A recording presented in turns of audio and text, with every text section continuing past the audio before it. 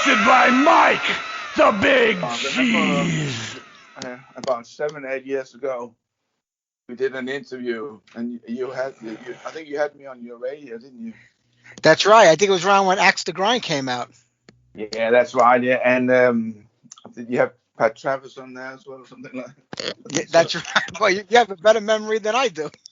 No, I don't know if I told you back then, but that was a huge fan of mine. Pat Travis. What an amazing guitar player. Like yourself. But I mean, I can't believe it's been 8 years. A new record is out. I mean, I know a lot's been going on in the world over the last couple of years, and a lot of bands have been holding off on releases until things got kind of better. I'm guessing this album was kind of done a few years ago, and you're finally getting ready to put it out.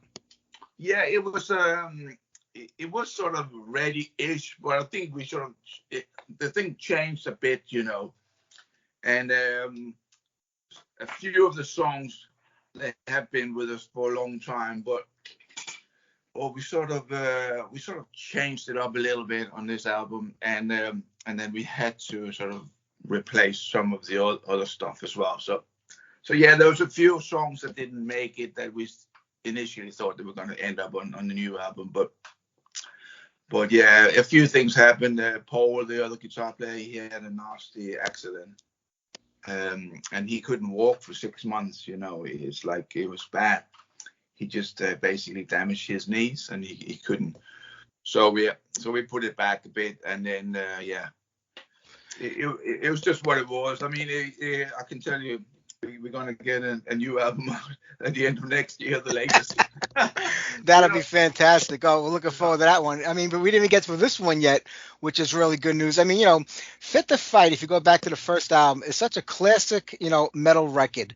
And when you think about where you came from back then, 1980, I mean, people always go to Merciful Fate, and King Diamond, but you had Kim Six and Alien Force and Artillery. A lot of these bands came along a little later. It didn't seem like there was much of a scene going on back there in 1980, besides you guys and maybe one or two other bands that I could think of. yeah.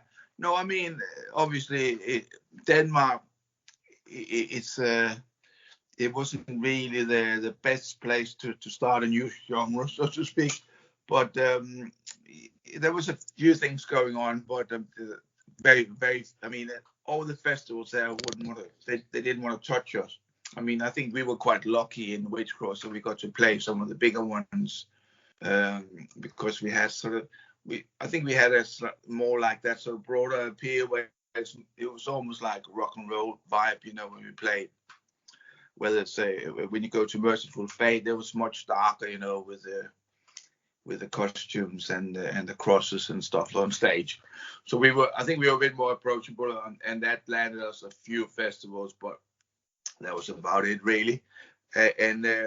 And you couldn't play the normal venues wouldn't have you in there, to be honest. They had they had the traditional Danish bands, which was sort of they played a completely different style. So it was all underground. It was in rehearsal rooms and everything, and there wasn't much sort of places where we could just go and hang out, all of us. So I think that was a problem in Denmark. There wasn't any sort of proper rock clubs or anything.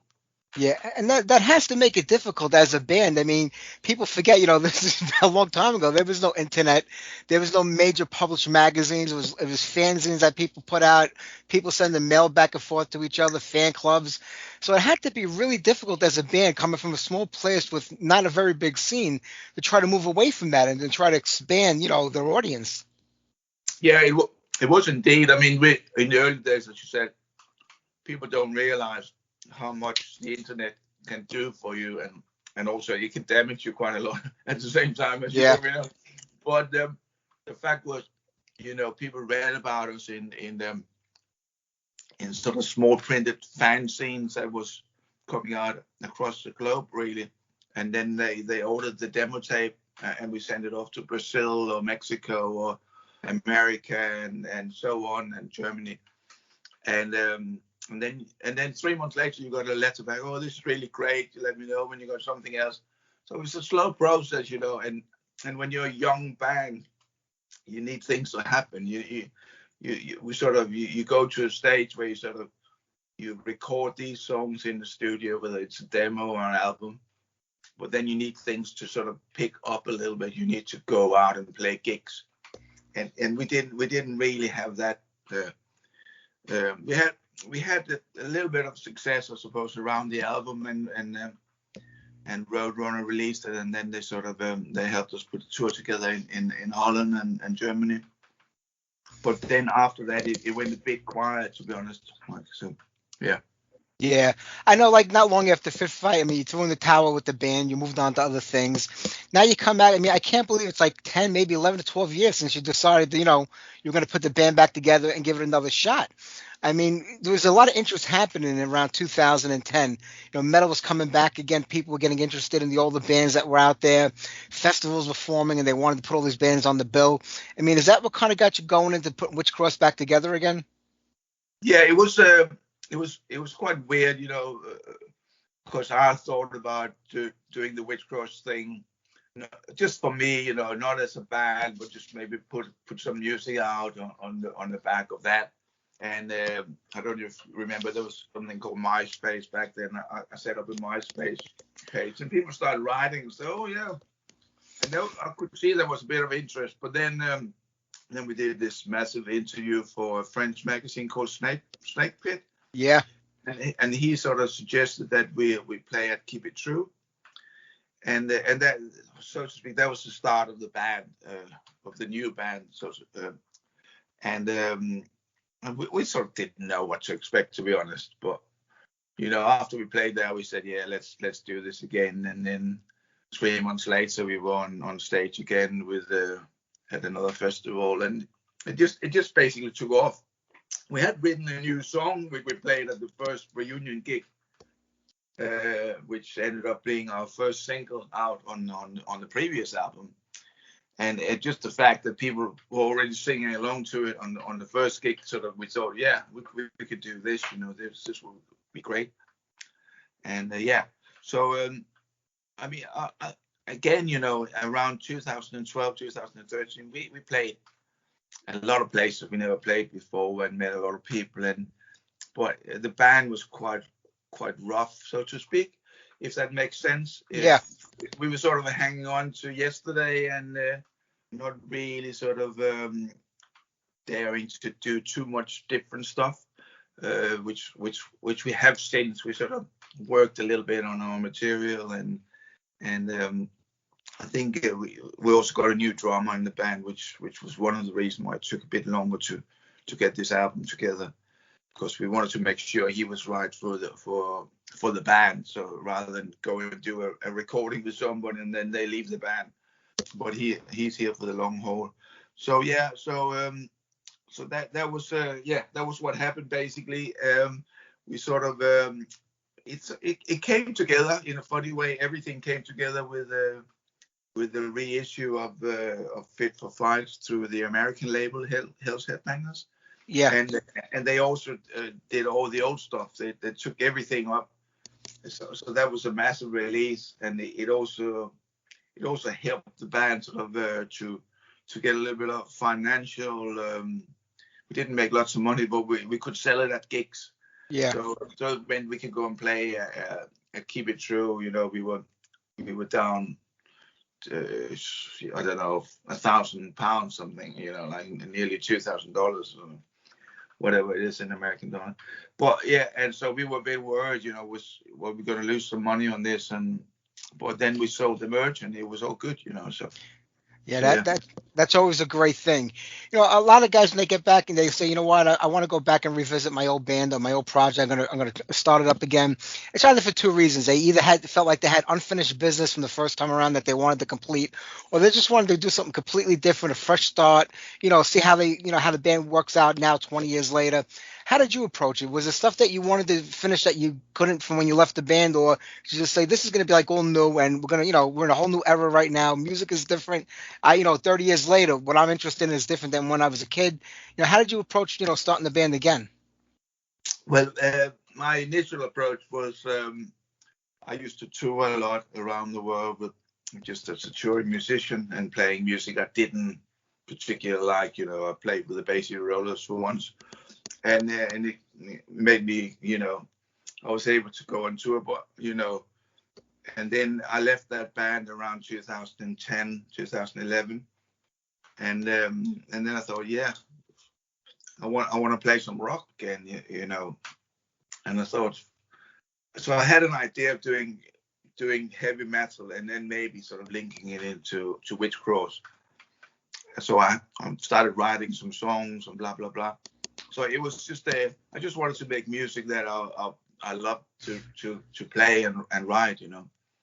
Yeah. So and then things sort of, as I said, things happen, you know, which wasn't directly sort of started from us, you know. It's just there was an interest there, and I think I mean Hell's Headbangers did an amazing job with that release, and they even got hold of the guy that shot some video footage in 84, 85, and got him to edit the stuff that never got released back then. And yeah, no, it was just so they really lifted the band. They gave it a good sort of base, you know, for people that wanted to know a bit more rather than Fit for Fight. They could sort of go back and listen to the early stuff, or even the stuff that would come after Fit for Fight, so to speak. So basically, if you have the compilation albums that have come out, that's nearly the official second album, so to speak. There's about 6-7 tracks that would have ended up on the new album, which was never made back then in the 80s. Yeah. Well, when you did come back and, Axe to the Grind comes out, Kev Moore is on vocals. You've played with Kev, over the years in other bands and stuff like that. So you're familiar with the singing style. I put the album on, I hear it for the first time. I'm like, I know this is Witchcross, but it's not Witchcross. It was like an amazing thing because I knew who it was, but yet it was something a little different too. You didn't stray too far, but you also experimented on the sounds that you probably picked up over the years. It was just an amazing record, and obviously with Kev singing, it's going to give it a little different vibe than, the first record. But it was just such a solid album. What a great, to me, comeback record for a band that hadn't put out an album in, almost 30 years of new music. Yeah, no, I think what it was I did approach Alex, the original singer, and because I mean we're close, I played with him after Witchcross. We had a band there, yeah, as I say, we're very close. And he said he would do the Keep It True thing if I sort of twisted his arm, and I sort of felt, maybe, there's it. There was no basis for it to grow a bit more. You see what I mean? Yeah. So we talked about it. He said, "Yeah, I'm fine with that." So he's been very supportive. We had the last rehearsal we had before Keep It True. Alex was there taking pictures of us. So we're very close. Him and Kev knows each other. So with the music, and he's been on stage with us. So yeah, it's all good stuff with Alex. So and also he said I couldn't sing like that anyway. So he would probably I think he would say, that would be too hard for him, to try to sing, Face of a Clown and stuff like that, because it's pretty hard, Yeah, that's a hard decision to make because, people say, I can get my, my original singer, Alex Savage, in the band, but, he might not be able to continue on, and I want to continue on with this. So do we do like a one-off type thing where maybe, we have to change again, and people say, oh, you had him back in the band, now you change the lineup again. You just went right for, what you wanted, and with a new singer, because you knew that would work out and continue on in the long run. That's a hard call to make. Yeah, I think so. I mean, it was what it was. We just had to sort of say this would work best if the band is going to play more than this gig. Well, people love. I mean, Kev is amazing on stage. I mean, that's why I picked him, because I've seen him. I worked with him before, and he's got big balls, and sometimes you need it, to take on a role like this. And also he's a bass player and a singer. So it was a bit new for him not having an instrument around his neck, trying to come up with stuff to do with his hands, So I think he's done a tremendous job, and he's a joy to work with, We get on like a house, which is very important, A band is not just a voice and a guitar. It's the whole thing, how do you work when you're on the road? We've been on the road together. I know what he's like. He's not annoying. A lot of people are, especially imagine that when you put your old band together, you go like, oh, no, now I realize why we split up. Yep. That's true. So there wasn't any of that. Paul, who's the other guitar player, he's a really old friend of mine, and he was actually gonna roadie for us on the first gig, where the guitar player we had couldn't make it. So we said to Paul, you have to play guitar, and so he ended up playing guitar instead of being a roadie and a driver. Oh God! When you talk about an international band, yours really is an international band these days. I mean, some of the bands in Denmark, a couple of you guys over in the UK. I know it must be difficult, like you're getting together just to rehearse live, just for the hell of it. But do you manage to make it work out? Like a lot of bands are doing it through the computer, like with Skype and all these other programs they have now. Is that the way to kind of go today with it? We sort of nailed it down. I think came up with a formula that works. I mean, the majority of the songs are written by myself and Kev. So we write the songs. Paul writes a bit, comes in with his input, and Kev, I mean, this is pre-COVID, obviously. Kev used to come over to play gigs in England, and then he would come by and we would record some vocals, have a chat about stuff. But then, so the songs sort of develop in that style, and then we sort of either we rehearse them with a band, or we just get the band to play them. So in the studio, so they would play the drum parts and bass parts in the studios in Denmark, and then I just put it together in London. So I don't know if it's ideal, but it's not a bad way to work, So as long as you got sort of the idea of where you want the music to be. True. I mean, if you look at when we first got into this music and we started with it in the 70s, and then when it picked up in the 80s till now, so much has changed. I mean, that's the way life is and the way the world goes. I mean, the business model is completely, head over heels. It's in a whole different spectrum than it was in the 80s. The way bands, write, record, the way everything is done is different. Did you see the changes coming? Were they easy to adapt to as they happened, or were you like kind of stuck like, this is the way I always did it and I want to keep doing it that way? No, I think I mean, when you look at bands like the Foo Fighters, they worked in a lot of different ways. They worked in different studios, travel around, and so on. But they're very successful. They can do what they want to do. Ideally, I think it would be great for us if we could all get together. At least record the basic of the music. And with a great producer, that would be great. But maybe it wouldn't work for us. But who knows? But I mean, what we have now is basically it's also the way I work with music these days. Anyway, because I've been writing and producing music for a very long time now. So I'm quite used to this concept of you sort of develop the music and then you add stuff to it. So it's sort of a formula which I use for other styles or also for rock style as well. So it seemed to work well, and you can sort of tweak things and to make it sound right, and I think a lot of bands, even though they're in the same studio, they're probably working in a similar manner, so to speak. You know what I mean? Yeah. They will say, oh, the drummer goes in and puts his kick, his drum down, and then the bass player is gonna come in tomorrow and do his bass.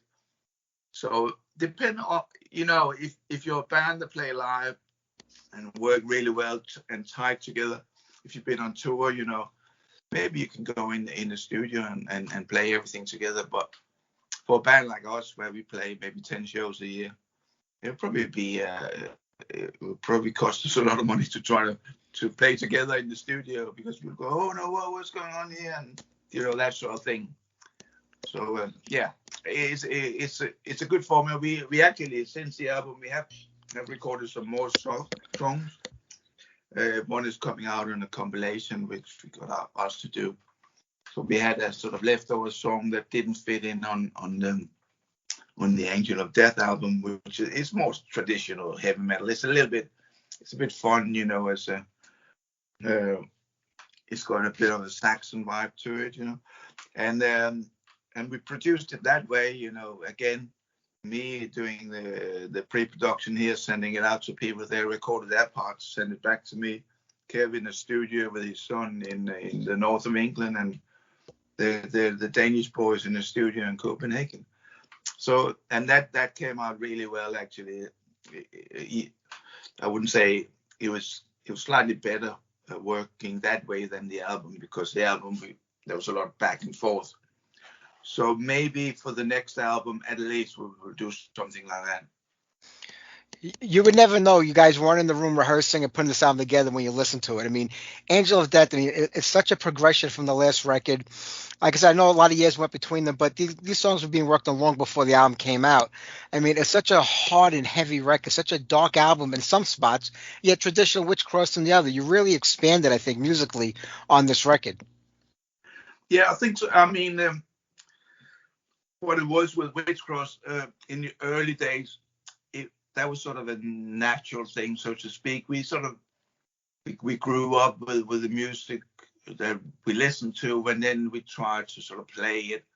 And then Iron Maiden and Judas Priest or something was a huge influence. So we wanted to sound like that. But now I'm sort of thinking back, you know, at music and things. I used to like Boston. I used to like Styx. I used to like, you know, Yes. Yeah. All the progressive stuff, you know, City Boys, Genesis even, stuff like that. So we have all these things going, and that's sort of further back, I suppose. And then I also listen to a lot of death metal, the sort of not the completely crazy stuff, but Opeth and I think Ghost is technically classed as death metal. So I thought, yeah, we could probably expand this thing a little bit more because I like those little musical parts that come in to create a song where there's a deal used to like a little acoustic intro or something, and then it kicks in. You know, it makes the guitar more heavy when they come in the contrast. You see what I mean? So if you have the contrast on an acoustic guitar and a little nice thing, and it kicks in, you know, you go, wow, it makes it more powerful. So it's and things like that. I love all that stuff, to be honest, and to actually. So it was a bit risky, I thought, putting it on the album, but it has really seemed to people have really come back and said we love it. I had some great reviews on this one, which is a great thing, you know, because when you write something by fluke, which we haven't done here, and people say that's great, you go like, oh, holy moly, how we gonna match that? You know what I mean? But here it's like something that we sort of really love to do, and we know we can develop that on the next album, and also we could expand on it. We can or we can do less of it. So yeah, it's a great thing, you know. People have asked if this is a concept album, which is not, you know, and I don't think we'll ever do one, but we might have a stronger theme on the next album, just because it sort of sometimes makes it better to mix the songs, like put the songs together if you have like a concept that where they need to fit into, and also, even though lyrics and titles of the songs would be the dominant factor to tie stuff together, I also find that you can explain it in music, so to speak. So you know, you almost, it's not musical, but that sort of thing, you know, where you sort of have a piece that's quite heavy, you know, because that represents the evil force, and then maybe you have a bit of lightness there, you know, the innocence and so on. So you can sort of say those contrast things works really well for me personally, and that's what I like to do a bit more, actually. Yeah, it's such a great record, Mike. Such a solid album. I mean, here in the U.S., about a month ago, we started getting live shows again. In a bigger arenas, and the venues are starting to open up again. And bands are going out on tour. I don't know how it is over in Europe still. I know a lot of countries are still like locked down pretty much, and there's nothing happening. Do you think you're going to be able to get out there this year anywhere and do some shows, or is it probably not going to happen? We sort of we're not going to rush out because as you know, there's a lot of bands eager to go and play, and a lot of bands have been postponed and postponed again. So that would mean that once they open up for live music in Europe, everybody will be there playing shows. So I think we're probably looking at next year. We already got a couple of festivals booked. So and then that's how we normally do shows. We get a festival date and then build some club gigs around that. And then we might try to see if we can sort out a small tour. Or we normally do 3 or 4 shows in a row. We don't do a month, so to speak, just because we're basically not big enough to do it, So, and we don't have enough money to buy onto a big tour. So, so we have to sort of do it in small sections. So we tend to do 3 or 4 shows, and then sometimes to do a couple of festivals. Yeah.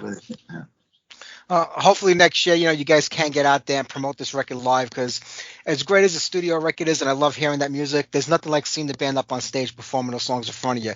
That's where you get, I think, the whole heart and soul of a band, and I hope it does happen, in 2022 for you and a lot of other bands that have been waiting to get out there and start playing again. But Mike, I'm not going to keep you, I know it's probably getting a little later where you are than I am over here, but what an amazing album Angel of Death is. High Roller Records. It's been out about a month now. People can grab it anywhere. What a great job you did in this record, my friend. Oh, thanks a lot. Thanks for having us again. I mean, check out, there's a song coming out called Metal Detector, which is coming out on another label, but do check it out. And if you want to talk about it, it's quite a funny track. I bet you will love it. But just drop me a line if you ever want to have a chat about what happened there, mate. Absolutely. Anytime, my friend. Yeah. Thank you very much, Mike. I mean, absolutely. Just check it out. But we're hoping to release another video for Angel of Death as well. So absolutely, and thanks so much for all you do for the metal and music scene, and it's very important, to keep spreading the word, and it really helps. Mike, I appreciate that. Bye-bye.